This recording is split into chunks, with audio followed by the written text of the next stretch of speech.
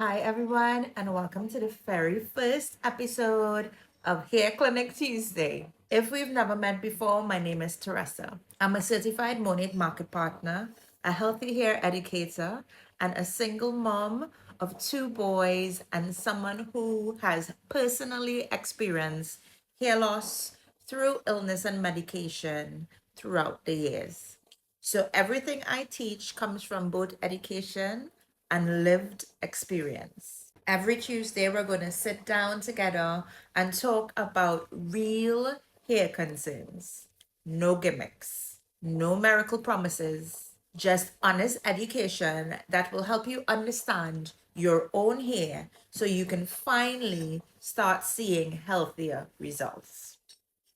Today's episode is probably the most important one I'll ever make because healthy hair doesn't actually start with your hair, it starts with your scalp. When most people want healthier hair, what's the first thing they buy? A shampoo, maybe a conditioner, maybe an oil, maybe something that promises longer hair in 30 days. But here's the problem. Most people are looking after what's already dead. Your hair shaft, which is the length of your hair, is made up of dead keratin cells. Once it's out of your scalp, you can't heal it. You can protect it, strengthen it, reduce breakage, improve the appearance, but the place where healthy hair actually begins is under the surface. Your scalp. Your scalp is living tissue. That's where your follicles are. That's where your hair is created. If the scalp isn't healthy, your hair is already at a disadvantage before it even grows. I always tell people to think about their scalp like a garden. Imagine trying to grow beautiful flowers in dry, compacted soil, or soil that's full of weeds, or soil that's never been watered. No matter how good the seed is, it's going to struggle. Your scalp works exactly the same way. Healthy follicles need healthy environments. That means keeping the scalp clean, balanced, hydrated, and looking after the skin just as much as you would the skin on your face. Most of us have skincare routines. We cleanse, we moisturize, protect, but then we completely ignore the scalp, which is also skin. Actually, it's an extension of the skin on your face. Here are a few things that could suggest your scalp needs a little bit more care. Persistent itching, excess oiliness, very dry scalp, flakes, product buildup, hair that seems to have stopped growing, hair becoming thinner over time, more breakage than usual. Now, these symptoms may have many different causes. Sometimes it's simply your routine. Sometimes it can be hormones, medication, stress, nutritional deficiencies, or underlying medical conditions.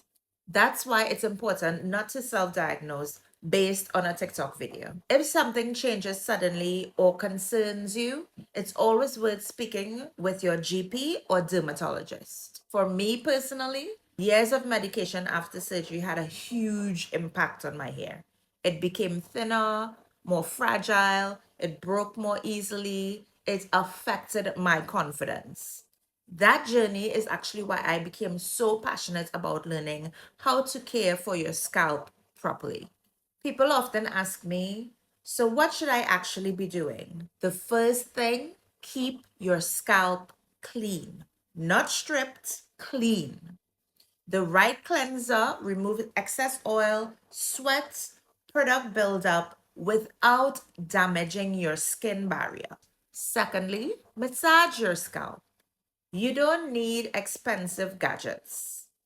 Just a few minutes with your fingertips, not your nails, the pads of your finger, while shampooing can distribute natural oil and make washing more thorough. Third, don't overload your scalp with heavy products if they aren't designed to be used there. Read the directions for each product and use them as intended.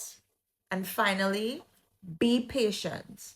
Hair grows slowly. Most healthy hair journeys aren't measured in days, they're measured over months. Consistency nearly always beats constantly changing products every few weeks.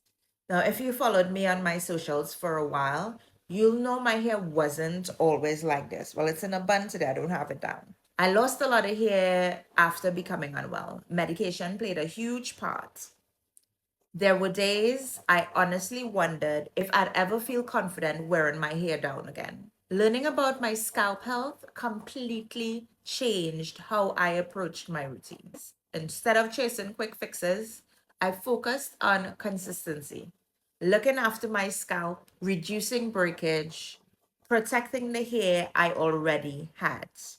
That doesn't mean everyone's journey will look like mine, but understanding your scalp gives you the best possible foundation for healthy hair. So if there's one thing I want you to remember from today's episode is this. Healthy hair starts with a healthy scalp. Before we spend hundreds of pounds trying to fix our ends, let's make sure we're taking care of where our hair actually grows from. I'd love to know, have you ever really thought about your scalp before? Or have you always focused on your hair itself? Let me know in the comments because I genuinely love to hear your experiences. And if you're struggling with hair thinning or breakage, dryness, or simply don't know where to start, I offer personalized hair consultations that are free, where I help you build a routine based on your hair, your scalp, and your goals, not someone else's. If you enjoyed today's episode, don't forget to like, subscribe, and share it with someone who needs it. Next Tuesday, we're busting one of the biggest myths in the hair industry. Does cutting your hair actually make it grow? I'll see you then. God bless.